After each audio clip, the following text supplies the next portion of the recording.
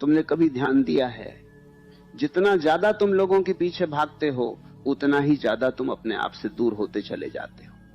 तुम्हें लगता है कि अगर लोग तुम्हें पसंद करने लगे, तुम्हारी तारीफ करने लगे, तुम्हें समझने लगे तो तुम खुश हो जाओगे। लेकिन सच्चाई बिल्कुल उल्टी है। जितना ज्यादा इंसान दूसरों की नजरों में अच्छा बनने की कोशिश करता है उतना ही ज्यादा उसके अंदर बेचैनी बढ़ती जाती है। वह मुस्कुराता जरूर है लेकिन वह मुस्कुराहट असली नहीं होती, वह सिर्फ एक नकाब होती है। तुमने शायद यह भी महसूस किया होगा कि कुछ लोग जिंदगी में बहुत शांत दिखाई देते हैं।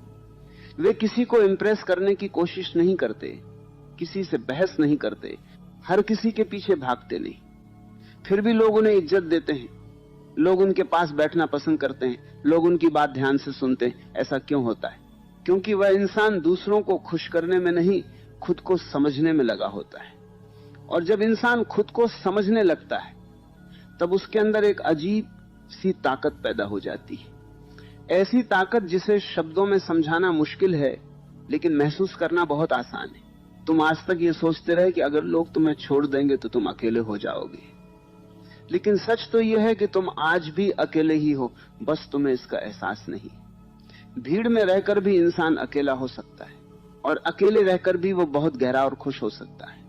फर्क सिर्फ इतना है कि वो अपने अंदर जी रहा है या बाहर की दुनिया में भटक रहा है। जो इंसान बाहर बाहर जीता है वो हमेशा दूसरों पर निर्भर रहता है, और जो अपने अंदर जीना सीख लेता है उसे किसी की जरूरत नहीं रहती।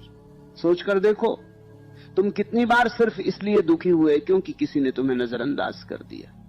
कितनी बार तुम्हारा मूड सिर्फ इसलिए खराब हुआ क्योंकि किसी ने तुम्हारी बात को महत्व नहीं दिया।